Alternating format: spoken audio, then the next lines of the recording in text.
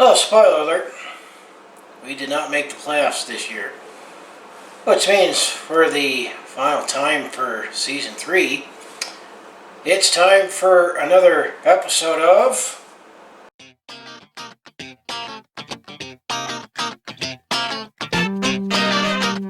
Hi there, it's Brett Hornby here, and welcome back to my YouTube channel, and welcome back, which will unfortunately be the final episode of Season 3. Call this one my Calgary Flames in 4. Season 3, episode number 11. As it's definitely a jam-packed 4-game edition, as we'll talk about games 53 to 56 in the 2020-21 Special COVID All-Canadian Division NHL Regular season. Well, there was also some makeup games that will be tossed in this episode, so it's definitely going to be a much more jam-packed 4-game recap with a few more makeup games, but I guess there won't be my mini segment with the Stockton Heat quick hits that I did start in Season 3, looking how the Stockton Heat's been doing, because their season is over. But we can finally say the 2020-21 regular season is over. And actually, as it's recording, the playoffs have all been going on as well. Is that once we knew the playoff fate for the Calgary Flames and the Vancouver Canucks, after the Vancouver Canucks were in sick bay with COVID, the games got pushed back. That once they knew they weren't going to make the playoffs, it was actually kind of awkward that the Calgary Flames and Vancouver Canucks were still playing on the same day as NHL playoff games, and that's why the games were scheduled when they were. So let's bring up my notes and let's talk about the Calgary Flames, and I'll give you my final thoughts on what we could expect in the off-season. So game 53, we'll go back on Saturday, May the 1st, as it's been 3 weeks since I was able to do my last episode. The Calgary Flames were taking on the Edmonton Oilers in Edmonton. This was an 8 p.m. puck drop at Rogers Place. This was definitely the final Battle of Alberta for the Calgary Flames and Edmonton Oilers for this season. An opportunity to keep the slim playoff hopes alive, as they're definitely fading away in the last few episodes. But definitely this game would definitely bring in the dagger. And it looked like from the get-go the Edmonton Oilers were going to do just that for the Calgary Flames, as they were the far better team and for the most part for the game. Just before the 4-minute mark of the first period, Calgary took a penalty from Yusuf Valimaki, giving Edmonton their first power play of the game. And not really a good idea to do that, especially when you have this guy named Connor McDavid. You might have heard of him and how great of a season he was having, but on that said power play, it was Connor McDavid who scored his 29th of the season. At that time, at 4:46, giving Edmonton a 1-0 lead.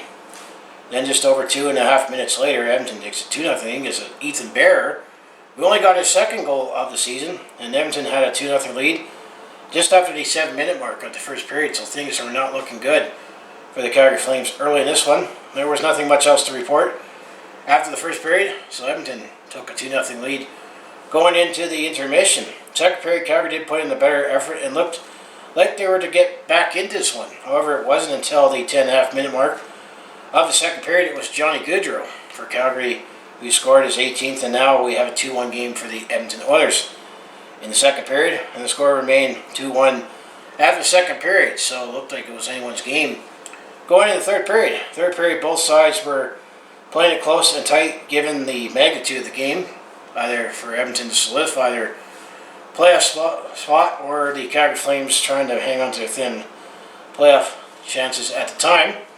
Third period, both sides, as I mentioned, it remained 2-1 for most of the third period, and Matthew Tkachuk was doing his thing against the Edmonton Oilers with the coincidental minors. First took a coincidental penalty with Tyson Barrie just before the 8.5-minute mark of the third period. Then with Ryan Hawkins past the 13.5-minute mark. So of that, it was still a 2-1 game for Edmonton at that point. And going into the final minute of the third period, Calgary pulled the goalie for the extra attacker.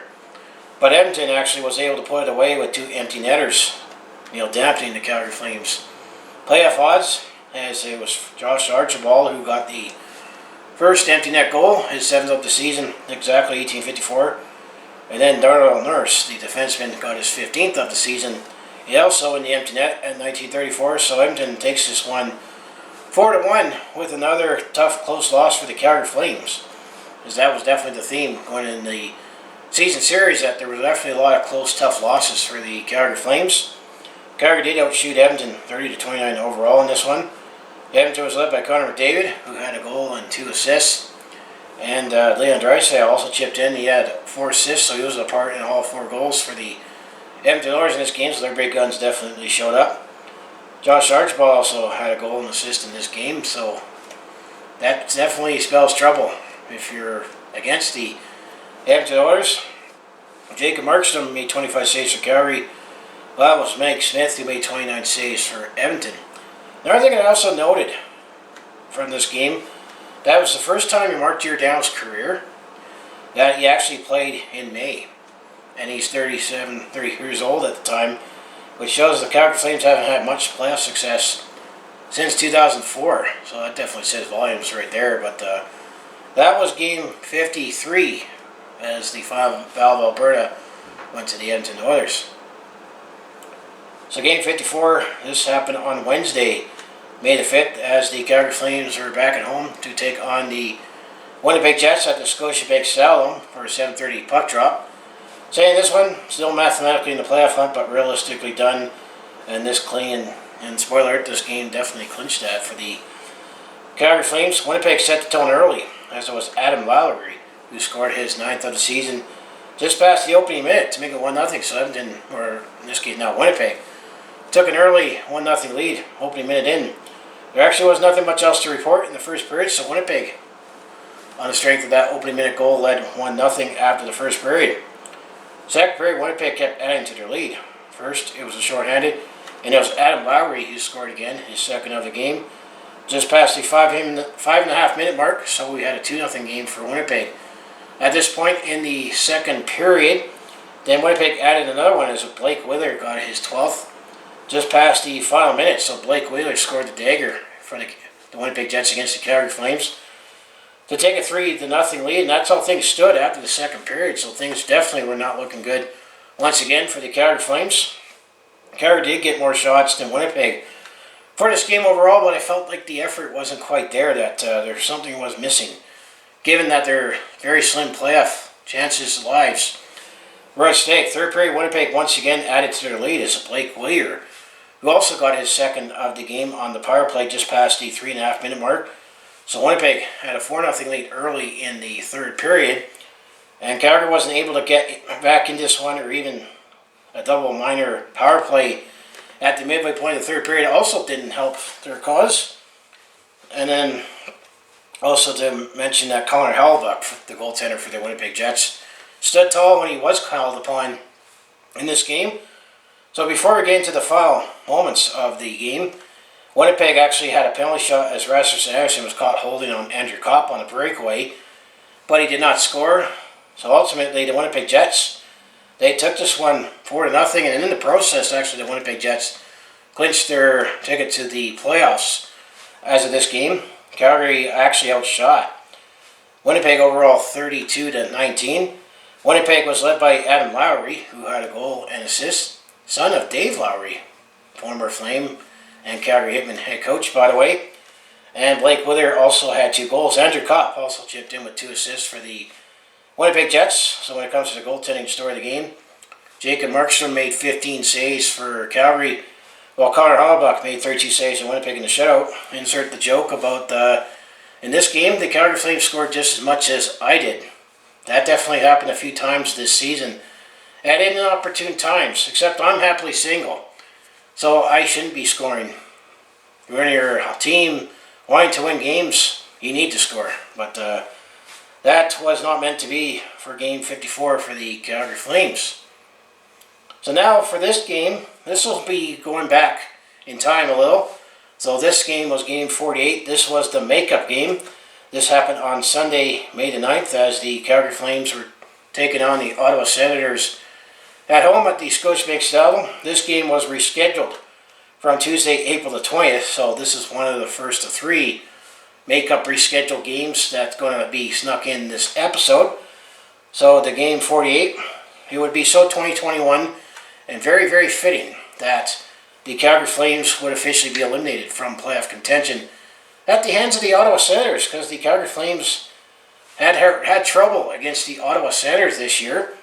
But it would definitely be so 2021 if that happened. But things actually did play out differently. As the first period, it was clear that the Calgary Flames were going to be the better team and wanted to stay at least alive, at least until the Montreal Canadiens officially eliminate the Calgary Flames, which ultimately what happened. Spoiler alert, as I mentioned at the beginning, as the only goal happened in the first period went to Johnny Gaudreau, but for the only goal in the first period was definitely a highlight reel, as he was found on a breakaway. Opened up the scoring just past the 10.5 minute mark on his 19th at the time. So Calgary took a 1-0 lead at that point and led 1-0 after the first period. So at least in this front, things were looking good for the Calgary Flames against the Ottawa Senators. Second period, the Calgary Flames offense showed up big time as Michael Backlund scored his ninth literally 17 seconds into the second period.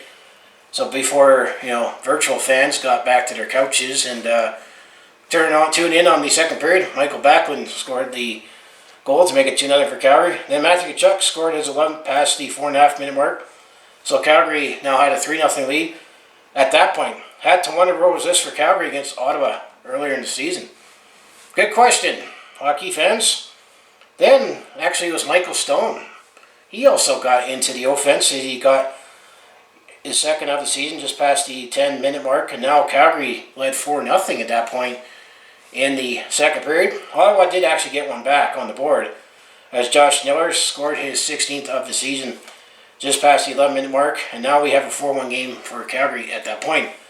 Other than Matthew Tkachuk taking a coincidental penalty against Artem Zub in the second, there was nothing else to report, so Calgary took a 4-1 lead after the second period. So at least the Calgary Flames wanted to stay alive and then hope the Montreal Canadiens choke, but spoiler, that did not happen. Third period, Calgary Flames did add a couple more goals to their total. First, it was Dylan Dubé who got his 10th past the 6.5 minute mark.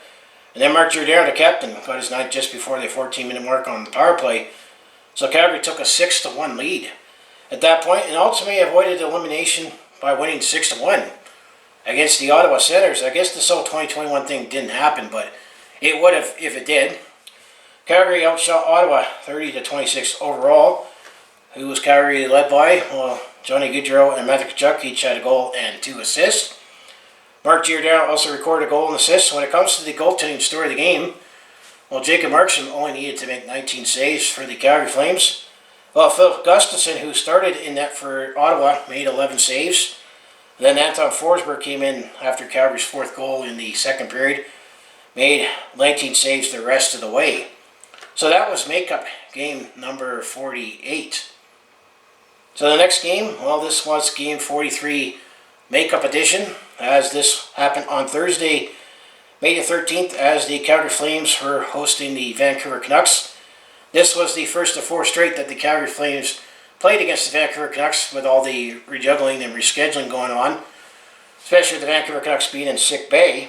So this game was at 7 p.m. at the Scotiabank Cell, and this game got rescheduled twice. This was the game that originally was scheduled on Saturday, April 10th, and then it got rescheduled to Monday, May the 3rd. That ultimately got rescheduled to Thursday, May the 13th. As I said, first of 4 to finish off the season for both teams, and both teams were also playing out the string, as at this point, Montreal Canadiens did pick up their necessary points to officially eliminate the Calgary Flames, the Vancouver Canucks, and the Ottawa Senators from playoff contention. I did already make my bracket challenge, my predictions for who I think is going to advance in the playoffs and win the Stanley Cup. So you can see that video. But this basically was playing out the string and looking ahead to next season. And there was a couple prospects that drew into the lineup for the Calgary Flames. So the first period featured all the offense in the first 5 minutes. First, it was Matthew Highmore of the Vancouver Canucks, who scored his first just past the opening minute, so Vancouver took an early 1-0 lead. I'd say before fans got to their couches and turned on the TV and already saw 1-0 for the Vancouver Canucks. However, Calgary answered back quickly with 2 fairly quick goals of their own. First, it was Rasmus Andersson who got his 5th, ties it up past the 3.5 minute mark, and then there was Andrew Mangiapane who got his 14th to put Calgary up 2-1 with his goal at past the 5-minute mark. So Calgary took a 2-1 lead actually after the first period. So that's where all the offense happened in the first 5 minutes of the first period.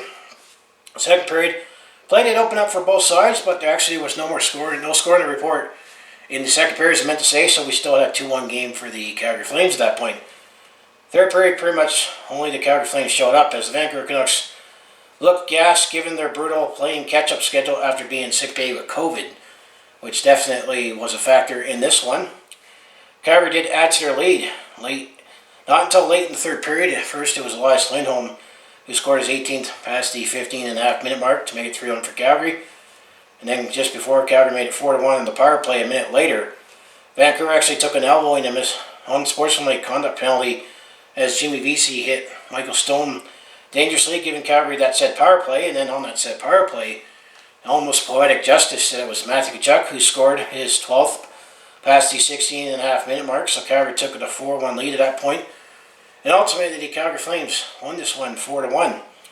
Calgary outshot Vancouver 28-25 overall, including 9-2 in the third period.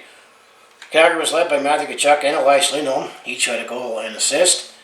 Johnny Gaudreau chipped in with 2 assists. So when it comes to the goaltending story of the game, Jacob Markstrom made 24 saves for Calgary, while Thatcher Demko also made 24 saves, this time for the Vancouver Canucks.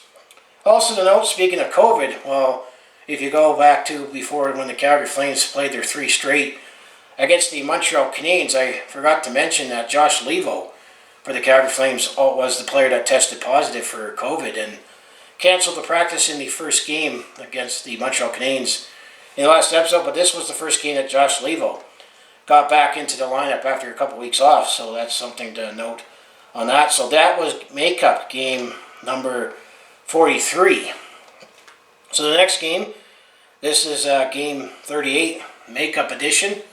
This game happened on Sunday, May the 16th, as the Calgary Flames were taking on the Vancouver Canucks. This time was in Vancouver at Rogers Arena, 8:30 puck drop. This game was originally scheduled on Wednesday, March the 31st, and that's when the Vancouver Canucks actually started entering sick bay and COVID. And then the game got rescheduled to Wednesday, April the 21st, which then Vancouver still wasn't ready to get out of COVID protocol. So we had this game on Sunday, May the 16th, and I would say this game got a little more interesting than it needed to be, and it showed why this team still dislike each other, given that even though this game didn't really mean anything in terms of the standings. Also to note that Adam Ruzicka drew into the lineup for the Calgary Flames, one of the prospects who I think should seriously be looked at on to becoming a Calgary Flame full-time next season after his great season with the Stockton Heat. First period, Calgary got the only goal as Josh Levo actually now feeling better from COVID. He got his 6th of the season against his former team at the 9.5-minute mark. So Calgary took a 1-0 lead after the first period, and that's how things stood after the first period. Second and third periods, there were a lot to say in the score sheet, as I would say, both in terms of goals and fights. That's what I meant, that this game was a lot more interesting than it needed to be. Too bad it was past my bedtime o'clock on Sunday night that I couldn't catch it all.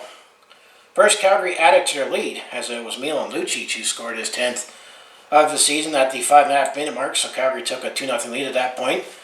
Then Matthew Tkachuk got his 13th of the season a minute and a half later after Milan Lucic's goal to make it 3-0 for Calgary. I should note before that Matthew Tkachuk goal, well, Connor Mackey, another player that's got some more playing time in at the end of the season. It'll be interesting to see Connor Mackey against Vancouver Canucks next year, because maybe he's on their hit list, as Connor Mackey for Calgary had to answer the bell in a fight against Jona Gajovic, as Connor Mackey took a boarding penalty against Matthew Highmore of Vancouver. Jona Gajovic, who actually got thrown out of the game for a fighting instigator and a misconduct penalty, so Connor Mackey definitely took one for the team.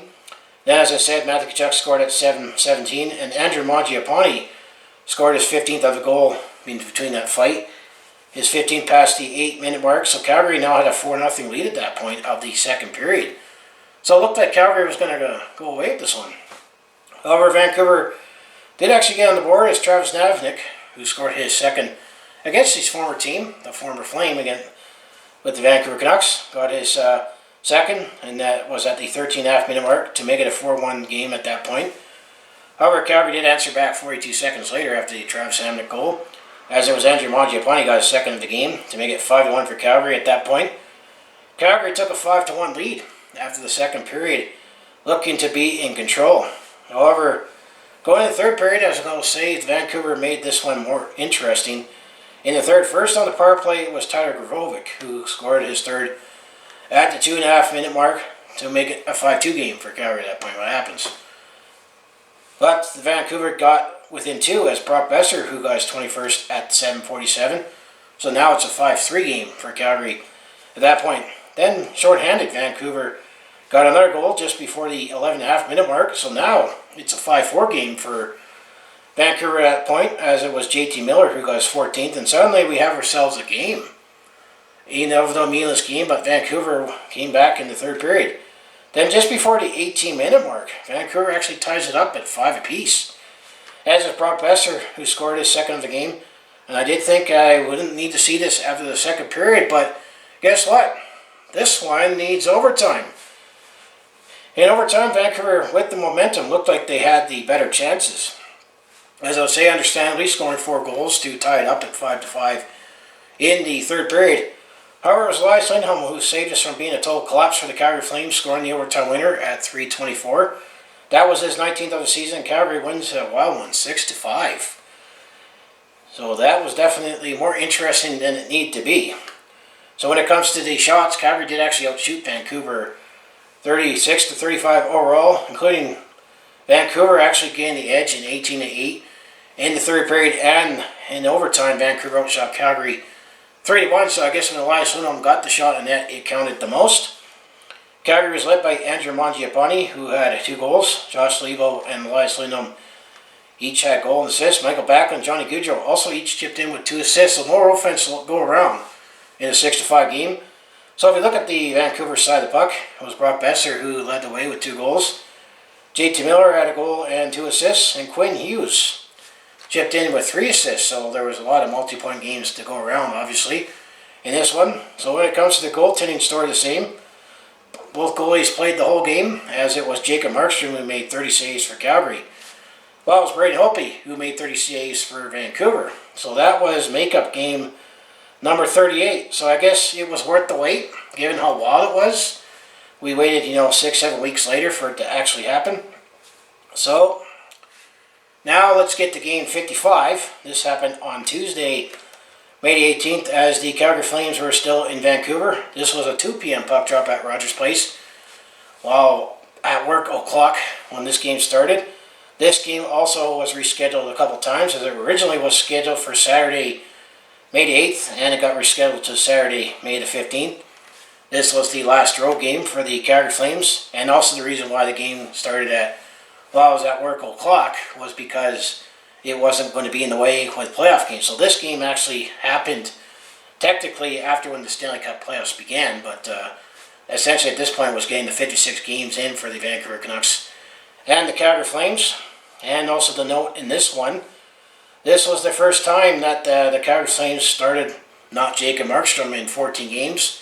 It was Louis Domingue making his first start for the Calgary Flames and his first start in the NHL in 14 months. Last time he started in the NHL, he was a Vancouver Canucks. So when it comes to going to the game itself, the first goal of the game actually was by Travis Hamonic, who got his third up this season past the 9.5 minute mark to make it 1-0 for Vancouver at that point. Then the final minute of the first period, it was Niels Hoglander for Vancouver, who got his 13th of the season to make it 2-0 for Vancouver. And that's how things stood after the first period. Vancouver up 2-0. Second period, there was no score in the fort, but it will be interesting to see why you mentioned Connor Mackey. He fought this time. He was in a fight, but this time with Bo Horvat of Vancouver at the 10.5 minute mark. So that might be something to watch next season. Connor Mackey against the Vancouver Canucks. So it was still 2-0 for Vancouver at that point going into the third period. Third period, the Calgary Flames really outplayed and outshot the Vancouver Canucks, with hopes to actually get back in this one, as they're still playing for pride at this point. However, it was Tyler Myers who got a 6 just past the 9.5 minute mark to make it 3-0 for Vancouver at that point. Calgary was able to get a couple very late in the period to at least get on the board. First, it was Andrew Mangiapane who got his 17th past the 16.5 minute mark to make it a 3-1 game for Vancouver. At that point, then Calgary got within one as Matthew Tkachuk got his 14th of the season at exactly the 19-minute mark to now make it 3-2 for Vancouver at that point. However, Vancouver did add an empty netter from Brock Besser, his 23rd, to make it 4-2. And ultimately, the Vancouver Canucks did weather the storm from the Calgary Flames in the third period to make this one 4-2. Calgary outshot Vancouver 40-24 overall, including 22-9. In the third period alone, Vancouver was led by Brock Besser, Travis Hamonic, and Tara Myers, who each had a goal and assist. No one had a multi-point game for the Calgary Flames. So when it comes to the goaltending story of the game, it was Louis Domingue, who made 20 saves for the Calgary Flames, while Thatcher Demko, who made 38 saves, definitely was the difference for Vancouver, especially in the third period. So that was game number 55. So game 56, this happened on Wednesday, May 19th, for the final game of the regular season as the Calgary Flames were taking on the Vancouver Canucks. This time at home at the Scotiabank Saddle, 1:30 puck drop. Still in the official clock, so I didn't get to catch this game. This game got rescheduled a couple times. This game was originally scheduled on Thursday, April the 8th. Then Vancouver was in sick bay. Then it got rescheduled to Sunday, May the 16th, which then got pushed to Wednesday, May the 19th. Last regular season game for the NHL. And another prospect drew in the lineup for the Calgary Flames.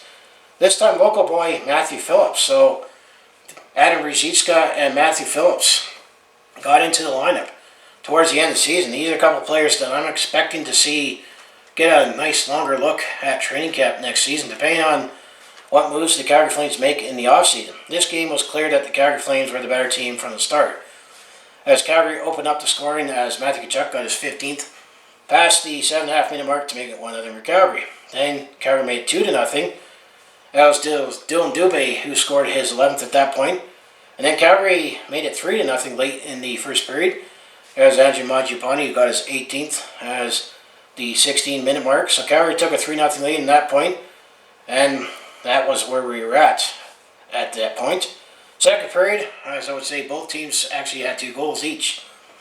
In the second period, first Calgary made it 4-0, as it was Brett Ritchie who got his 4th of the season, just past the 5-minute mark. It was 4-0 for Calgary at that point. Then Vancouver scored the next 2 goals. First, it was Bo Horvat, as I meant to say, got his 19th of the season past the 8.5 minute mark, and then it was JT Miller, actually a minute later, got his 15th. So now, just like that, and within the minute stand, it was now a 4-2 game for the Calgary Flames at the midway point of the second period, but that was the closest that the Vancouver Canucks got in this game for the final game of the 2020-21 season, special COVID All-Canadian Division, North Division edition season, as Matthew Tkachuk then scores his second of the game a minute later after all those goals to make it 5-2 for Calgary at that point. So 4 goals came in a 5-minute span in the second period. So after that, there was no more scoring to report in the second period. So Calgary took a 5-2 lead going into the third period. And then now going into the third period, Calgary was able to add one more goal, as in this one, Connor Mackey. He's proven to be a thorn in the side for the Vancouver Canucks late in the season. That's why I'm looking forward to next season in that front. He got his 4th NHL goal of his career at that point. 3.5 minute mark of the third period to make it 6-2 at that point. And Calgary wins the last game of the regular season at home with a 6-2 win, taking 3 out of 4 against the Vancouver Canucks to wrap up the 2020-21 season. So when it comes to the shot story of the game, Calgary shot Vancouver 28-21 overall. Calgary was led by Matthew Tkachuk, who had 2 goals in this one. Dylan Dubé also chipped in with a goal and assist. Brett Ritchie had a goal and 2 assists, and Derek Ryan added 3 assists, plus Johnny Gaudreau with 2 assists. So there was definitely some depth going around, but too little too late, unfortunately, as we got to say. When it comes to the goaltending story of the game, it was Jacob Markstrom who was in net for Calgary. He made 19 saves, while it was Braden Holtby who made 22 saves for the Vancouver Canucks. So when everything was said and done for the Calgary Flames, they finished the season with 26 wins, 27 losses, and 3 overtime or shootout losses, which gave them 55 points on the regular season. They finished 5th in the North All-Canadian Division and missed the playoffs by 4 points behind the Montreal Canadiens. They definitely were better at home this year with the lack of Sea Red, as they were 15-12-1 at home. Well, on the road, they were 11-15-2. And actually, the Vancouver Canucks ultimately was the lowest scoring team in the North All-Canadian division, but the Calgary Flames scored just a few more goals than the Vancouver Canucks. Goals for Calgary was 156. Goals against Calgary is 161. So definitely, our offense definitely dried up this season given the expectations. So how did the Calgary Flames do against everybody in the North All-Canadian division now that the season is over? Well, Calgary did very well against the Vancouver Canucks as they were 7-3-0. So we had no problem against the Vancouver Canucks. The Edmonton Oilers, we were so-so at best. And a few of those losses were tough, close losses were, especially a couple games, Connor McDavid scored a goal late in the third period to give them the win. Calgary was 4-6-0 against the Edmonton Oilers.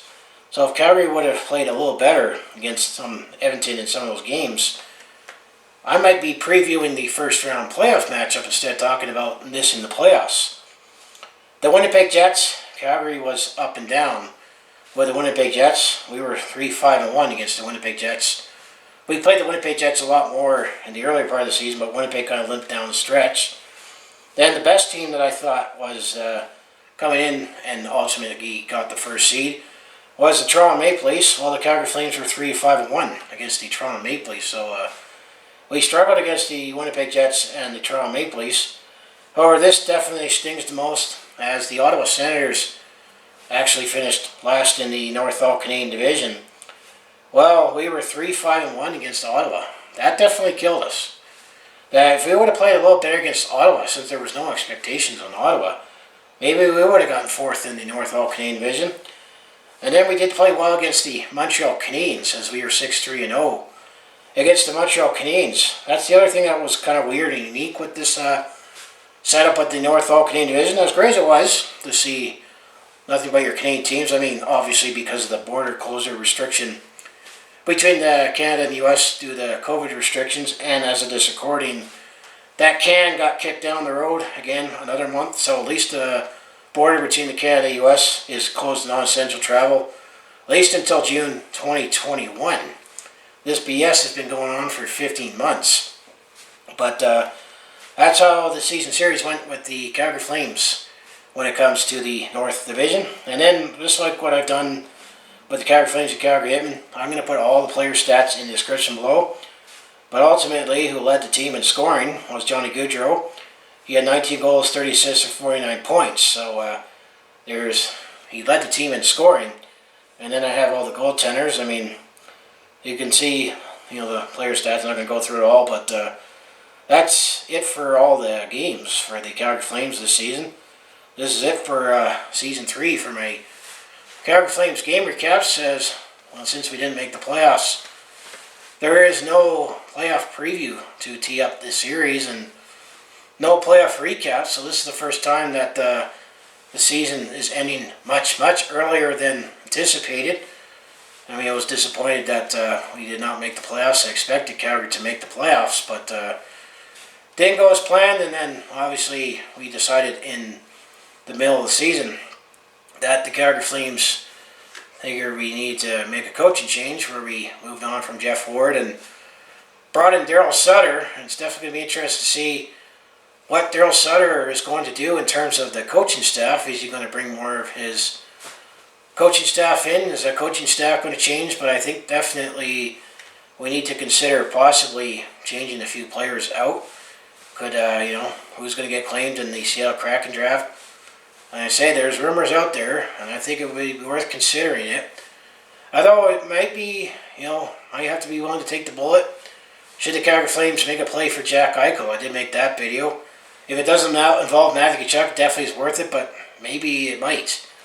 But there's definitely, I'm thinking, you're going to definitely see some changes for sure, because we can't go ahead with this roster, as I also made a video talking about Brad Shalivin, that could the Calgary Flames maybe should consider possibly moving on from Brad Shalivin, as I'm going to say, we've drafted better.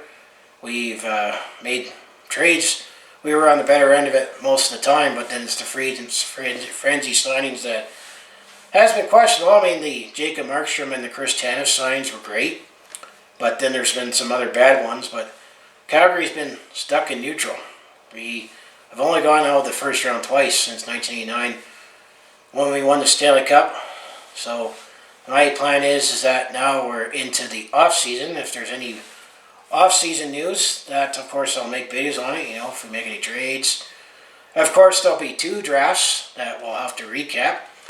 There'll be the Seattle Kraken, the expansion draft, on finding out who the Seattle Kraken select, including from the Calgary Flames and just maybe notable players throughout the NHL. I'll probably just go over who the Seattle Kraken selected and give my feelings on the initial roster on what the Seattle Kraken did. And of course there's the NHL entry draft that will happen towards the end of July, and I'll plan to recap that.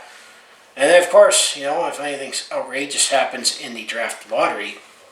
I know that recently the draft lottery, I think it's June 2nd, is when the draft lottery is going to be determine who is going to get the first overall pick. It sounds like this is the Owen Power draft, and then who the heck knows everything else. It's definitely going to be a crapshoot when it comes to the NHL entry draft, but if anything outrageous happens, like if the New York Rangers once again wins the draft lottery, or a team that barely missed the playoffs, who knows, if the Calgary Flames win the draft lottery, I'll make a video on that, but that's not guaranteed. I mean, last year was extenuating circumstances, but yeah, if there's any trades, sure there'll be some trades, or any personnel moves, I'll make a video on it. And then of course, I have a bunch of Calgary Flames trade retrospects that I'm going to want to make during the off-season, so I'm definitely going to have some time to make some off-season videos, off-season content, and my secondary content.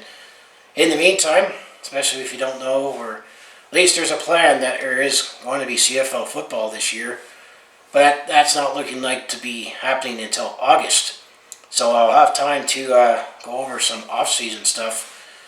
And speaking of that, as I always say, if you want to follow along with this Calgary sports fan's journey, home of the Flames, Hitmen, Roughnecks, and Stampeders, I mostly do talk Calgary sports on my YouTube channel, where recap games or touch upon any news stories or whatever else that interests me. But I also do a variety of non-sports content. Let's say personal vlogs, where I just talk about whatever is on my mind. Attempt at comedy is what it is. I try to be funny. And then, assuming, COVID ever ends and COVID police, they ever will allow, us to, live our lives again. I also do share my experiences when I'm on the road or at a sporting event. Well, hopefully I'll at least get to do that in the fall. That I'll get to go, or even in summer, go to a sporting event at McMahon Stadium for the Calgary Stampeders. And then I definitely am planning on catching some hockey and lacrosse games in the Southland. Of course, that's assuming that COVID ever ends, and if the COVID police will ever allow such things happen again. We'll just leave it at that. But they definitely been tasting the control that they've been putting us. It's been more, I'm going to say the cure has been worse than the disease in my mind, but it's still got to do it as safely as possible. But I'll just leave it at that. But the one new thing that I have been doing a lot more, because since I'm not going to be traveling this summer because of, money's a little tighter and, travel restrictions and the COVID police, I've been doing some more vlogging on the go, as I've been sharing my experiences all around city, flashback to some parts in the past. So I'd like to tie it all up. If that all sounds like you'd be interested to watch, to follow along with this Calgary sports fan's journey, you know what to do, just make sure you hit like and subscribe. I also have my other social media links down in the description below. So I guess I'll have to say, this is it for Season 3 with my Calgary Flames game recaps. If I continue doing this in this same format, I guess we'll have to wait until, let's say, late September or early October, where I'll be back for Season 4. As I think it sounds like October 12th. Is the early date when they're planning on having the 2021-2022 season begin. Other things to still be determined is, will the NHL be participating in the Winter Olympics in Beijing? as Beijing is scheduled to host the Winter Olympics in 2022, so that's also going to be interesting to figure out about the scheduling, because if the NHL is going to go to the Olympics next year, literally next year, then they're going to have to shut the league down for 2 weeks, and they have to factor in the fact that it's in China. From North America, you got the jet lag, but you also got to wonder how many games they're going to have, because the Seattle Kraken will be a new divisional rival, assuming that COVID ever ends and the COVID police allows and things can get somewhat back to normal, where fans are back in attendance and less travel restrictions. This North All-Canadian division was specially for just this season, so that the Calgary Flames will be back into their regular Pacific division, where we're going to welcome the Seattle Kraken, and I think we're going to have a nice rivalry with the Seattle Kraken due to geographics when they join the NHL. So that's all I have for this, and touch upon what I plan to do in the off season and what to expect. I think we definitely are going to need to make some changes to the roster, and I think this is the off season that we should definitely look at possibly shopping around Johnny Gaudreau, Sean Monahan. If there is a deal in place for Jack Eichel, we should get him if it makes sense without mortgaging the future, and if possible not trade away Matthew Tkachuk and Elias Lindholm. So I guess I'll say go Flames go. Thanks for watching. I guess you can see me for my other content, which is why you need to like and subscribe. And I guess I'll be back with some off-season content between trade retrospects that I might do and any news stories that we do in the off-season. Let's say if we get Jack Eichel, I'm definitely going to have to make a video on that, or whatever else could happen. So thanks for watching, and I'll see you in the next video.